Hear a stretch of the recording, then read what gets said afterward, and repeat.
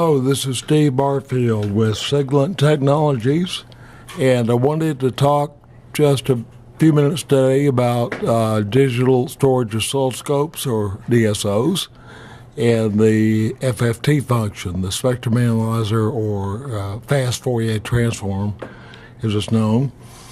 We've had several people ask us about using the FFT feature of a DSO at low frequencies. And by low, I mean under 1 kilohertz, or sometimes even higher than that. But let's try 60 hertz today. It can be done. It's not that hard. It is a little counterintuitive, perhaps, but it works just fine, particularly with modern oscilloscopes. So what we'll do is we'll start with just your basic 60 hertz sine wave here. And that's all we're going to do. It's 1 volt peak to peak. And we're going to go straight into the oscilloscope. And it looks as we expect. Now, what happens, let's zoom in just a little bit. What happens if we add the FFT function?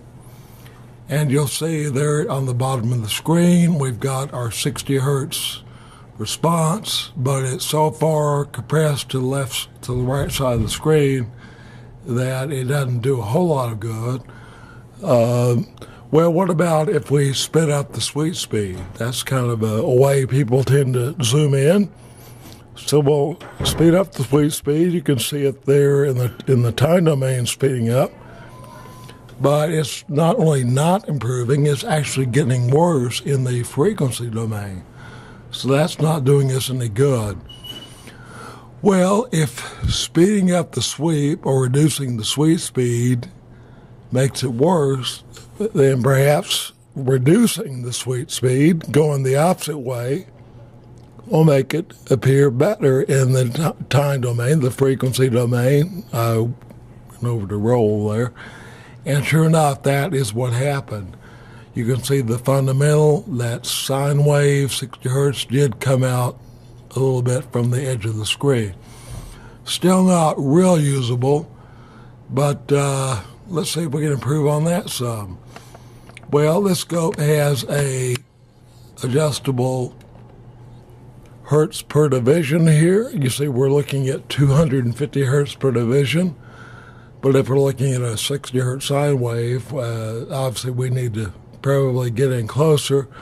So let's choose that, and let's see what happens here. We'll jump down to, there's 125, and sure enough, it moved over away from the left edge there some.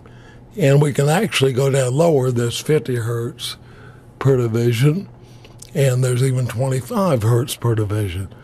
So that certainly is a nice amount of resolution. We'll go back to 50.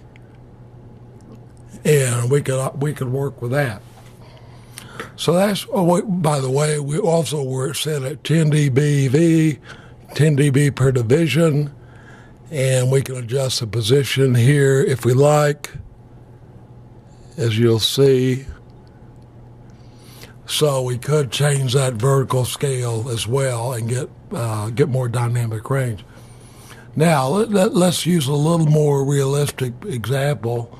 So instead of the sine wave, let's go to a square wave so we can get some nice harmonics here. And sure enough, there we go.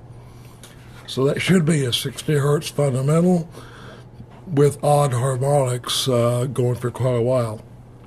Let's turn on the cursor just to verify that. And let's change this over to math.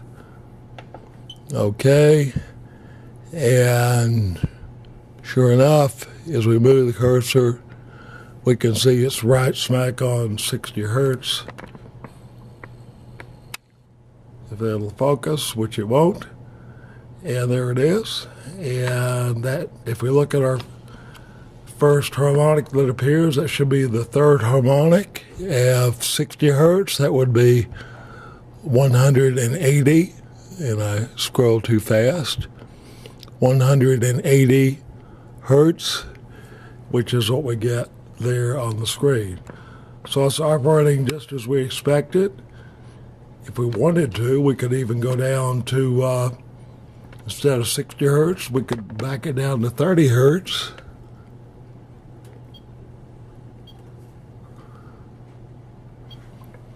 And we still get good resolution there on a screen. That is on the 50 hertz per division. Again, we can improve that by choosing the right control down to 25 hertz per division. So there you can see at a 30 hertz signal, we've got excellent resolution. We can change our window type or filter type, the IF filter, to get better frequency resolution.